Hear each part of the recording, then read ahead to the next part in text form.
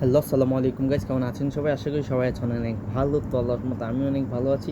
তো গাইজ, আমরা আজকে কথা বলবো গ্রামীণ পরিবেশের ভালো দিক এবং খারাপ দিক, এই দুইটা দিক নিয়ে। যে আসলে গ্রামীণ পরিবেশে আপনি ভালো সময় কীভাবে কাটাবেন, পরিবেশের সাথে সাথে কীভাবে খাপ খাইয়ে নেবেন নিজেকে, কীভাবে অ্যাটাচ থাকবেন।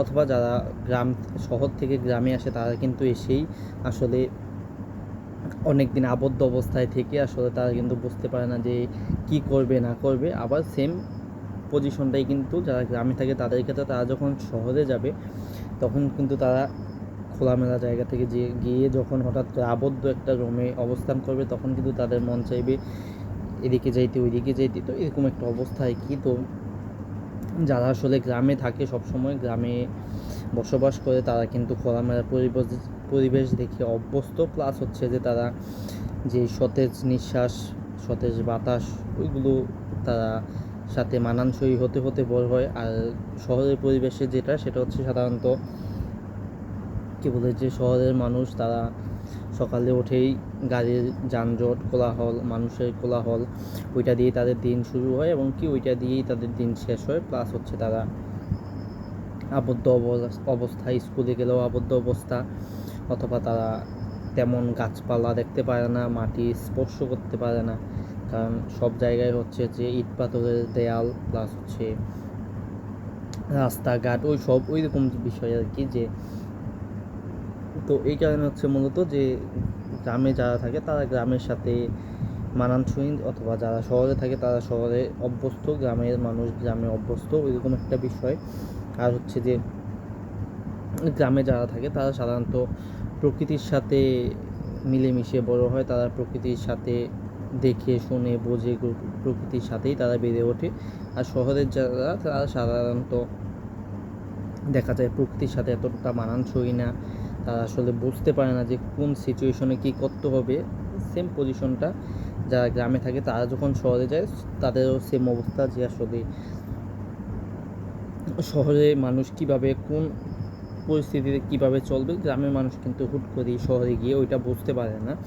তো দেখা যায় গ্রামে যারা আছে তারা গ্রামে থাকার ক্ষেত্রে, গ্রামে বসবাস করার ক্ষেত্রে, প্রকৃতির সাথে অ্যাটাচ হওয়ার ক্ষেত্রে বা সকল পরিস্থিতিতে গ্রামে মানানসই নেওয়ার জন্য আসলে তারা এই দিক থেকে পারফেক্ট। অপর দিক থেকে যদি বলা যায়, যারা শহরে থাকে তারা আসলে শহরের দিক থেকে, শহরে কোন পরিস্থিতিতে কীভাবে চলতে হয়, কীভাবে রাস্তাঘাটে চলতে হয়, কীভাবে স্কুল, কলেজ, আদালত বা পাশাপাশি মার্কেট, ওইগুলোতে চলতে হয়, ওই সব বিষয় নিয়ে হচ্ছে তারা পারফেক্ট। এই হচ্ছে আর কি বিষয়। তো আমাদের ভিডিওটা 3 মিনিট প্লাস শেষ, বা 2 মিনিট হলে ভিডিওটা ক্লোজ করে দিব। তো আপনারা হয়তো গ্রামের পরিবেশ বা শহরের যেই পরিবেশ, ওই পরিবেশ নিয়ে আসলে ভালো দিক খারাপ দিক এগুলো কিন্তু বুঝতে পারতেছেন। আমার সামনে লাইট, এই কারণে আমি প্রচুর পরিমাণে ঘামাচ্ছি শুধু বারবার, কারণ উপরে পাখা চলতেছে, প্লাস হচ্ছে শরীরে কালো টি শার্ট, তারপরে কী বলে এটাকে, যে মুখে লাইটিংয়ের কারণে কিন্তু আমার গরমটা একটু অতিরিক্ত লাগতেছে, বারবার ঘামিয়ে যাচ্ছে। দেখেন যে মুখ একদম ক্লিন করে ফেলি, যে একদম ক্লিন, কিন্তু তারপর দেখা যাবে 1 মিনিট যাইতে না যাইতে হচ্ছে যে আমার কী বলে এটাকে, যে ঘাম শুরু হবে বা ঘেমে যাবো একদম। এই হচ্ছে বিষয় আর কি।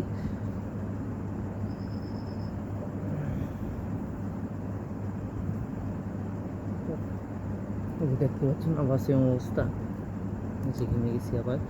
আপনারা তো দেখতে পাচ্ছেন না, আপনারা তো ফেস দেখলে বুঝতে পারবেন কিনা জানি না। যাই হোক, আমাদের ভিডিওটা 5 মিনিট হলে আমরা ভিডিওটা ক্লোজ করে দিব আর কি। আমরা মূলত এগুলো আমাদের চ্যানেলে কাজ করার জন্য মূলত রেডি করতেছি ভিডিওগুলো।